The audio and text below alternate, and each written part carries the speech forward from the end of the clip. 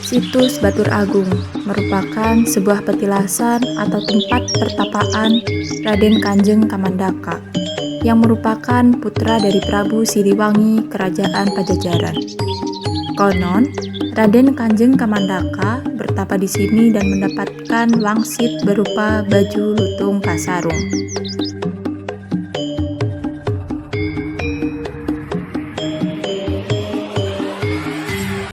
Halo guys, saat ini saya sedang berada di situs Batur Agung, ya, tepatnya di Dusun Pondok Lakah, Desa Baseh, Kecamatan Kedung Banteng.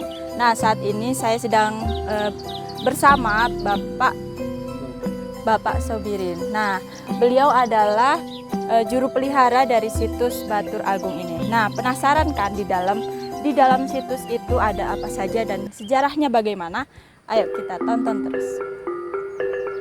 Setelah kita memasuki area Batur Agung, kita dapat merasakan keasrian dan kesejukan dari tempat ini. Melihat pepohonan yang rimbun, ditambah lagi dengan kicauan burung yang bersautan. Ini setelah sampai di sini itu ada batu-batu seperti ini, dan ini bukan biji.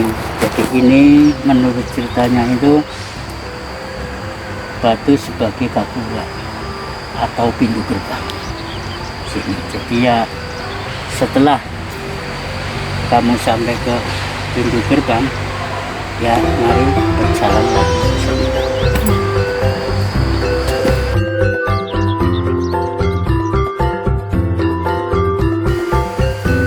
Ini juga jalan seperti ini pintu gerbang.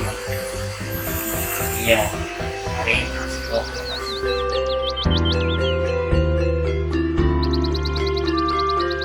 Dengan peninggalan purbakalanya, biasanya pengunjung datang untuk belajar sejarah, ziarah atau berdoa, dan juga hanya sekedar melihat benda bersejarah. Halaman, tapi di sini ada seperti penguburan aja tapi bukan. Jadi itu termasuk menurut cerita dari orang tua saya itu katanya gapur.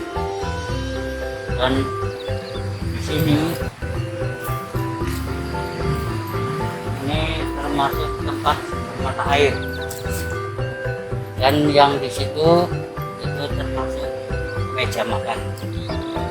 Jadi di sini semuanya itu tidak ada makomnya, cuma situs. Ya, mari lihat di sana. Nama Batur Agung diambil dari kata batur, yaitu tempat, dan agung adalah orang-orang agung atau besar. Jadi, Batur Agung itu adalah tempatnya orang-orang agung.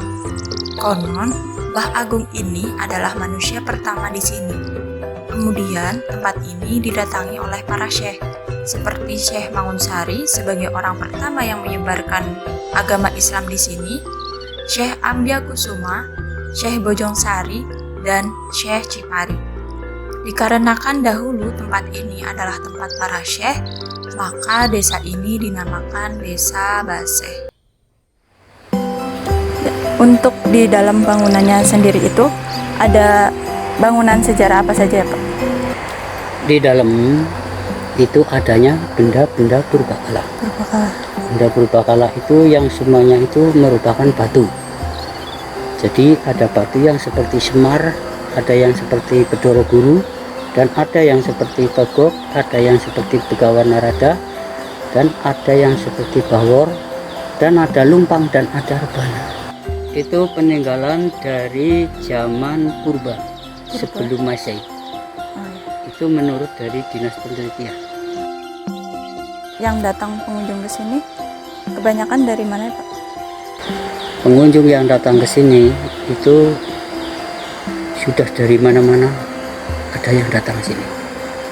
Dulu waktu belum ada ini corona, itu sampai luar Jawa. Sebagai contoh Bali, Kepiring, Surabaya, ke barat itu sampai Banten. Ada yang dari Jakarta, Cilacap, Semarang, banyak. Malah dulu sampai ada yang dari Sumatera, Sulawesi, Kalimantan, dan Irian Jaya.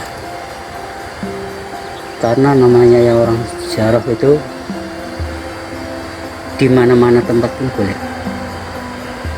Karena di sini di Baturagung, ya semoga berdoa di sini, memohon kepada Allah, minta agung keselamatan sesaudaranya dan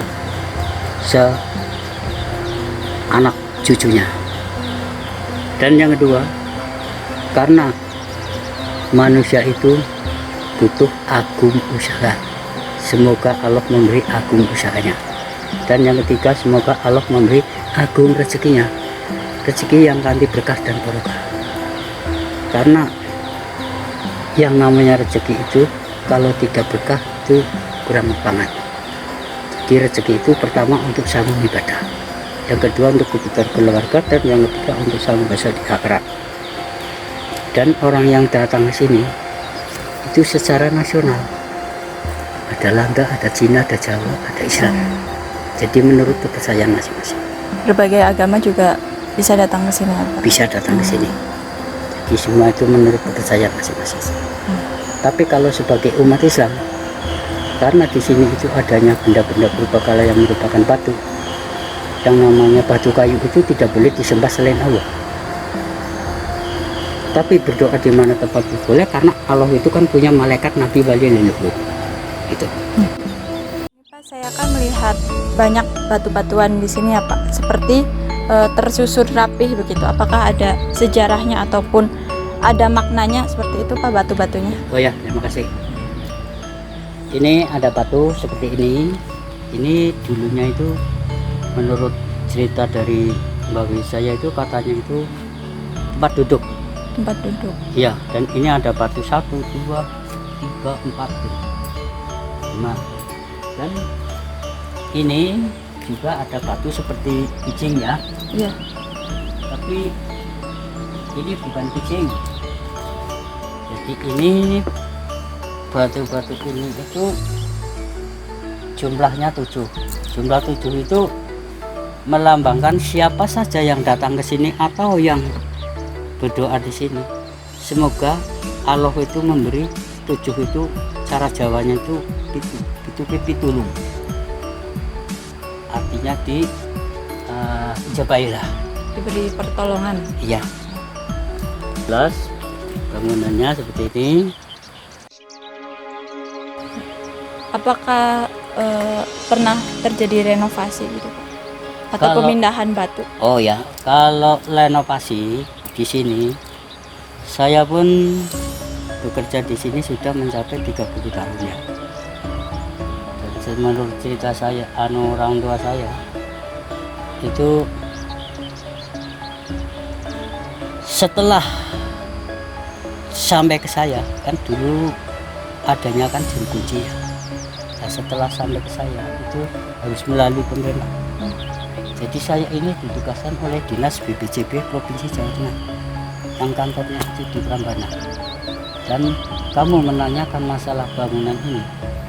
Bangunan ini itu dibangun dulunya itu oleh warga masyarakat waktu belum diakui dari pemerintah.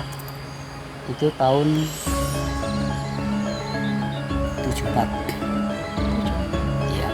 Tapi setelah saya bekerja di sini sudah mencapai 3 tahun, itu saya itu sudah renovasi sampai 3 kali, tapi tidak merubah bentuk. Jadi apa aslinya? Paling bangunan lagi yang di luar-luar sini ya Pak? Jadi nggak ada perubahan. Ya, maka dari itu kamu pada hari ini mengadakan kegiatan di sini.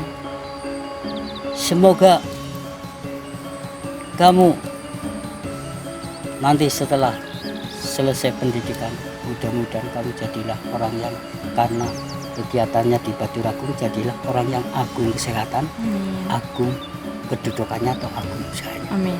Untuk masuk ke dalam bangunan tersebut, kita dilarang untuk mengambil gambar maupun merekam bebatuan yang ada di dalamnya. Adanya situs purbakala Baturagung itu ya harus dijaga dan harus dirawat dan harus dilestarikan. Itu adalah pesan dari Pak Sobirin untuk kita generasi muda. Jangan sampai peninggalan bersejarah rusak.